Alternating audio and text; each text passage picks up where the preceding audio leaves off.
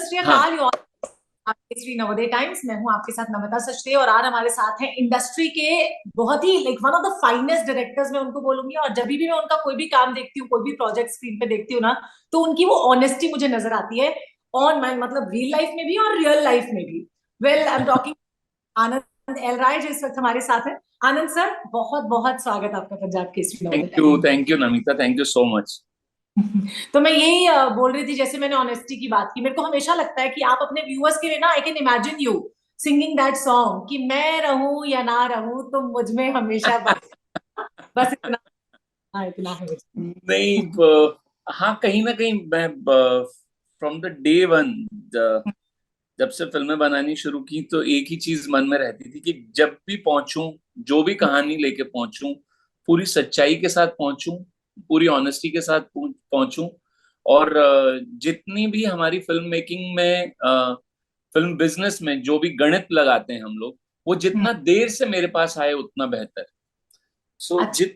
हाँ, वो जितना देर से मिले, जो कहानी महसूस हो, मैं अपनी ऑडियंस को महसूस कर सकूं, पास हो या फेल हो, दोनों में महसूस होना बहुत जरूरी है। सो एब्सोल्युटली, और कर पाते हैं आपको महसूस। हाँ, that is the only thing. मैं मुझे लगता है कि अगर कायम है ना, तो कहानियां भी आती हैं, आप हम्म, सीखते भी रहते हैं, आपको समझ भी आता, अपनी हर कहानी की हम्म, सफलता और असफलता के साथ आप सीखते रहते हैं कि आप इमोशन में कहाँ तक पहुंचे। Hmm, so it's a personal growth also, to stay honest. Absolutely. और ऑडियंस का भी कहीं ना कहीं मुझे लगता है कंटेंट के साथ एक ऐसा रिश्ता होता है ना, इट्स लाइक फूड। जो कंटेंट और ऑडियंस का रिश्ता है, you serve them food, they will cherish it. You don't serve them, they will not take a second bite. What do you have to say? So well said Namita. मेरे लिए खाना भी एक इमोशन, एब्सोल्युटली।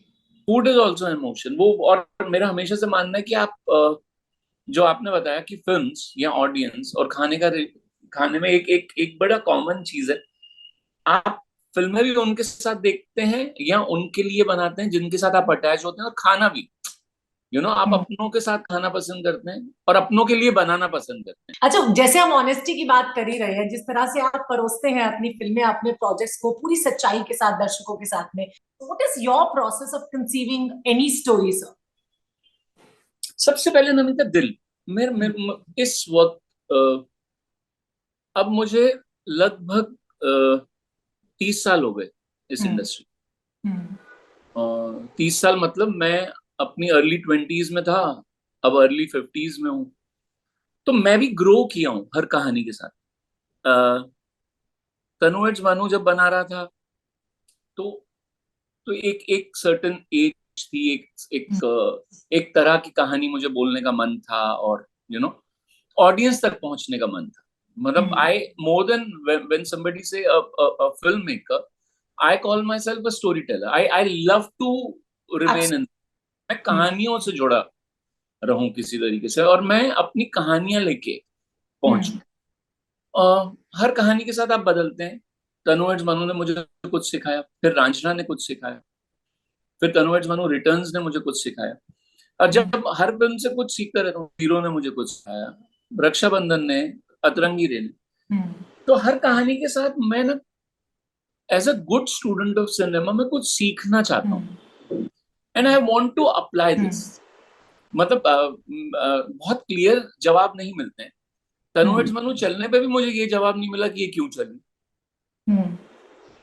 और zero या रक्षाबंधन ना चलने पे भी मुझे क्लियर जवाब नहीं मिला। तो यही जो रिश्ता है ऑडियंस और मेरा, वो जो महसूसियत का रिश्ता है, वो समझ के, उसमें से एक एक निचोड़, उससे एक समझ, वो फिर मैं अपनी अगली कहानी पे अप्लाई करता हूँ।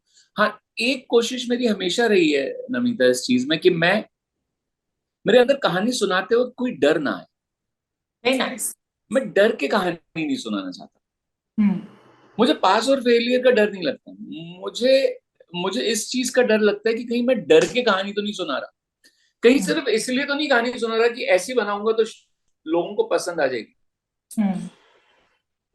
मैं कहानी इसलिए सुनाना चाहता हूँ कि ये कहानी मैं उनके दिल तक पहुंचाना चाहता जो आपके अंदर हूँ, है वो उन तक पहुंचाना वो चाहते पहुंचाना।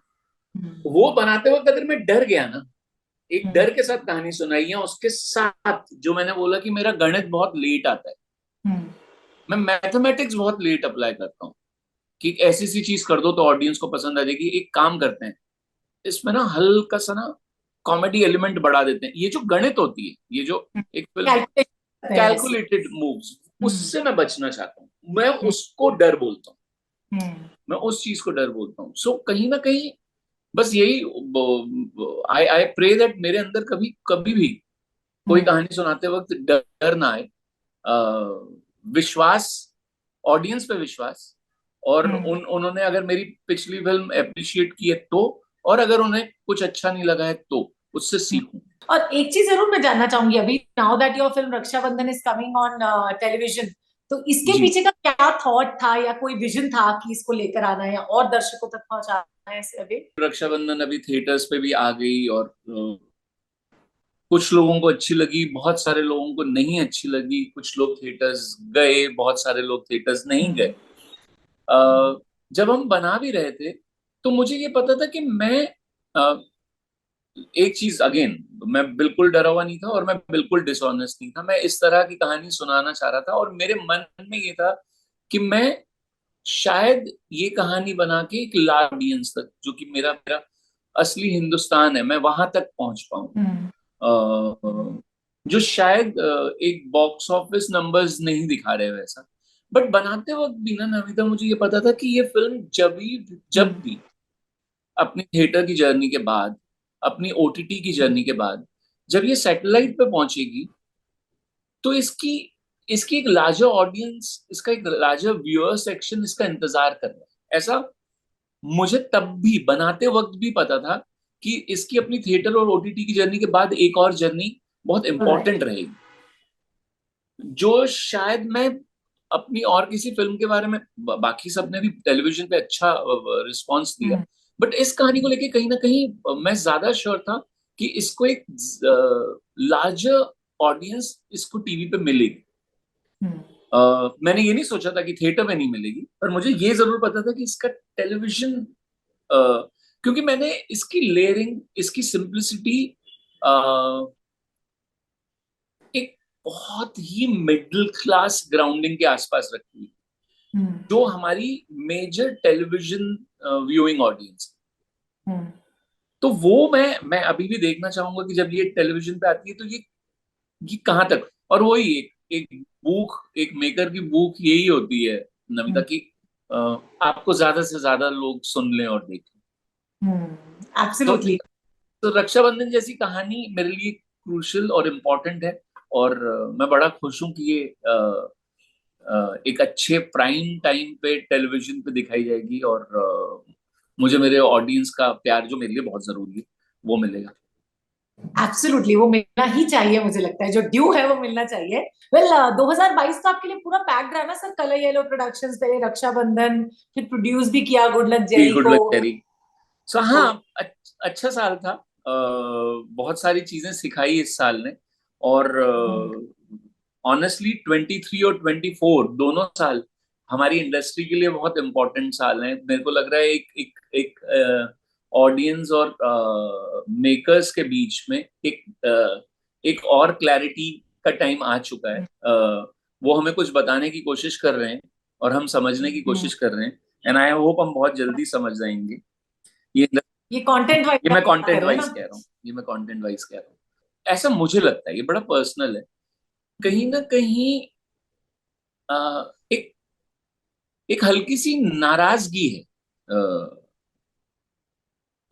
ऑडियंस की, मेकर्स की तरफ, जो कि वो कभी भी आपको कभी ऑडियंस ऐसे बाय फेस नहीं दिखती ना। यस आप यस।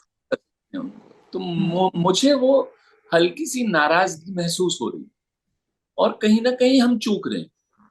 कहीं ना कहीं जो होता है ना कि वक्त के साथ हमें और उन्हें एक साथ आगे बढ़ना है। कहीं ना कहीं वो हमसे आगे चले गए हैं और हम उनसे थोड़ा पीछे रहे। उनकी समझदार, जैसे मैं कहता हूँ ना, एक मेकर जब अपनी कहानी सुनाने उतरता है तो उसका इंडल्ज करना वाजिब है। वो अपनी कहानी सुनाते वक्त इंडल्ज करता है, कोई भी कहानी सुनाते वक्त वो इंडल्ज करता है। आर्ट या क्राफ्ट ये वो है कि क्या आप अपनी ऑडियंस को अपने साथ इंडल्ज करवा पा रहे हैं। एब्सोल्युटली, आई अगर एग्री। आप उन्हें इंडल्ज करवा जाते हैं और वो आपके साथ आपकी कहानी पे आ जाते हैं, सो वो एक सक्सेस का रूप ले लेती है। कई बार आप इंडल्ज कर जाते हैं पर आप अपनी ऑडियंस को इंडल्ज नहीं करा पाते, तो वो फिर सक्सेस का रूप नहीं ले पाती। सो अभी जो हम लोगों में जो गैप है, जिस तरह का माहौल है, जिस तरह की कहानियां उन्हें सुननी है, शायद हम नहीं सुना पा रहे हैं, वो जानना हमारे लिए बहुत जरूरी है। सो इट इज एक रेट्रोस्पेक्ट में हमें जाके समझना पड़ेगा पिछले 1 1.5 2 साल में हम हमारी कौन सी चीज मोहब्बत से उन्होंने ली और कौन सी चीज हम उन तक नहीं पहुंचा पाए, और वो अप्लाई होना चाहिए 23 24 में। बिल्कुल। अच्छा, अभी तो मुझे लगता है पैंडेमिक के बाद से लोगों का ये जो राइवलरी है ना थिएटर्स और ओटीटी प्लेटफॉर्म्स के बीच में डिफरेंशिएट कर पाने का, वो भी अभी तक खत्म नहीं हो पा रहा है। मतलब दे आर नॉट रियलाइजिंग कि कौन सी फिल्म उनको थिएटर्स में देखना है, या even for the film makers in fact. हाँ, ये मेनली फॉर फिल्म मेकर, शायद हम उनके लिए इस प्रॉपरली डिफरेंशिएट नहीं कर पा रहे। हम ये नहीं बोल पा रहे हैं खुद भी जब हम बनाने उतर रहे हैं कि यार ये कहानी, क्योंकि इसका एक सिंपल सा लॉजिक है। आज से 10 साल पहले मतलब मैं अब अपना ही एग्जांपल दे देता हूँ। जब मैं तनुवर्ड्स भानु बना रहा था, तो मेरे पास मुझे ये पता था कि मुझे ये कहानी अपनी ऑडियंस तक पहुंचानी है और मेरे पास एक ही जरिए, थिएटर्स, राइट। जब से ओटीटी आया, जिस पॉइंट से ओटीटी आया, जब से डिजिटल प्लेटफॉर्म आए, हमारी कहानियां अपना प्लेटफॉर्म नहीं चुन पा रही। हम अपनी कहानियों को लेके हमें एक और वो मिल गया प्लेटफॉर्म। हमें पता चल गया थिएटर्स भी हैं और ओटीटी भी हैं। दो मीडियम्स हो गए। दो मीडियम हो गए। अब इन दो मीडियम्स के थ्रू ये हमारे पास क्लैरिटी होनी चाहिए कि यार ये कहानी क्या हुआ। एक पूरा 1 2 साल पता है वो वाला फेज चला, कोई बात नहीं, अगर थिएटर पे नहीं आ रही है तो ओटीटी पे दे देते। Yes. Right, but that's not the right thing to do, no. आप जब थिएटर के लिए फिल्म बना रहे हैं और आप बोल रहे कोई बात नहीं, अब अगर इसको थिएटर नहीं मिल रहे, जो कि हमने फेस देखा पैंडेमिक में, यार थिएटर्स बंद है, ओटीटी पे दे दो। ओटीटी के लिए एक अलग कहानी है, ये समझना पड़ेगा। ओटीटी पे चला जो फिल्म कहानियां आती हैं वो अलग कहानी है। ये जरूरी नहीं है जो थिएटर में नहीं चल रही है वो ओटीटी की कहानी। ये समझना इंपॉर्टेंट है, आई थिंक। ये समझना इंपॉर्टेंट है, ये समझना इंपॉर्टेंट है।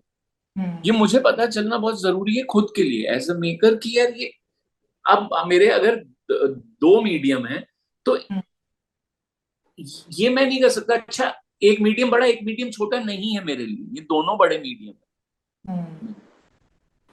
तो मैं ये नहीं कर सकता अच्छा कोई बात नहीं अगर थिएटर पे नहीं आई तो ओटीटी पे दे देंगे। This is a wrong process. I think we are suffering because of this. We have to be very clear with our stories, then only we will be able to hit the target or the we will reach the heart of our audience. Otherwise ये दिक्कत हमारे लिए चलती रहेगी। We need that clarity of our stories, for which medium we are saying. Absolutely sir. अच्छा, आपने best of the people के साथ काम किया इंडस्ट्री में, एक्टर्स की मैं बात कर रही हूँ।